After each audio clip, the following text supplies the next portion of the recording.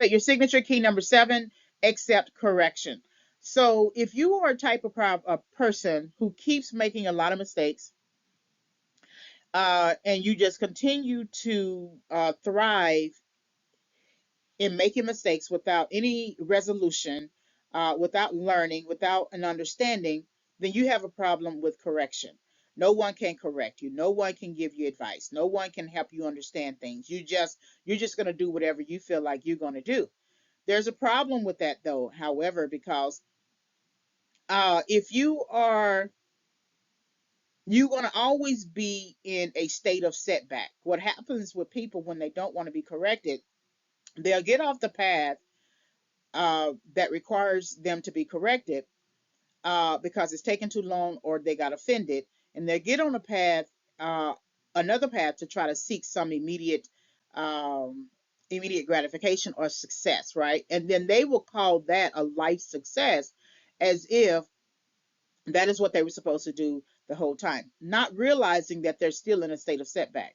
Because on down the road, there's this cul-de-sac, there's this brick wall, there's this turnabout where you're going to have to hit a brick wall and return to those things that you did not resolve. It's better to get that resolved much earlier in life when you have the strength. But a lot of times you see people resolving or being forced to resolve, say for instance, financial matters now in their 70s, 80s, and 90s. It does not make any sense for a person who is in their 70s and 80s to have to walk to work at Walmart, stand for 8 hours a day for minimum wage or whatever at that age. It does not make any sense. There's something that they missed, and I'm talking about full time. I'm not talking about someone who wants to, have a little distraction, and so let me go get a job just to have some little extra cash. I work 2 days a week, and that person already has a retirement plan. I'm not talking about that person. I'm talking about the person who something didn't go right in their 20s, right, and they never addressed it. Then they moved that problem, lack of problem solving, in their 30s. They never addressed it. Then they moved it in their 40s when you really feel your mortality, and they still never addressed it. And so now they're in their 50s, their 60s, and their 70s, having to address what they should have addressed back then. Well, there were correction opportunities from 20s, 30s, 40s, 50s, 60s, 70s, 80s. There were correction opportunities.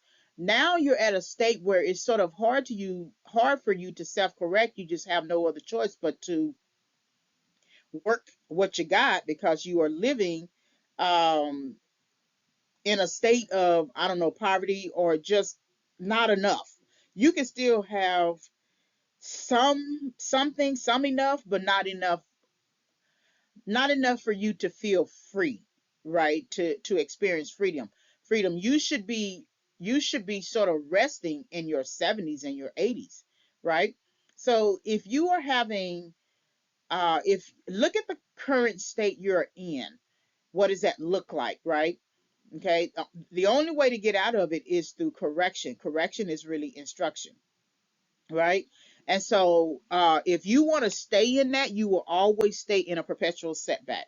But if there is someone who's been trying to tell you something for the longest and you've been ignoring that person, then that's the issue that you need to return to. You don't return to all of your issues. Sometimes when you go through correction, it may be a catch-all. You catch all and get all of them in terms of learning and becoming aware of what you did wrong. But the very thing that you ignored, the very thing that you disregarded, you held contempt for, you laughed about, you mocked, um, you were skeptical about, that's actually the thing that you need to accept correction about. Because if not, you're going to be no different than a hamster on a hamster's wheel, in a caged box running on a hamster's wheel and not being able to get out. And the caged box is see-through. It's glass. You can see out of it. but you can't get out of it because you won't accept correction to do what you need to do to get out of it. Like it's a caged bird. There's nothing worse than seeing an elephant who was mistreated as a circus animal, chained every day, and then you take off the chains, and the elephant still thinks he's in chains. He doesn't move about like he's free, right? And so when you are in setback because you refuse correction, which is a form of instruction, that's how you are. You are moving about in a way where you think you're free, but you're not. You're just in a hamster's wheel, or you have been living so long in a particular type of state of mind, a state of bound strongholds in your mind, that it's hard for you to leave that, to exit that, because there was comfort. You knew the chains. You knew when they put the chains on. You knew how long you had to stay in chains.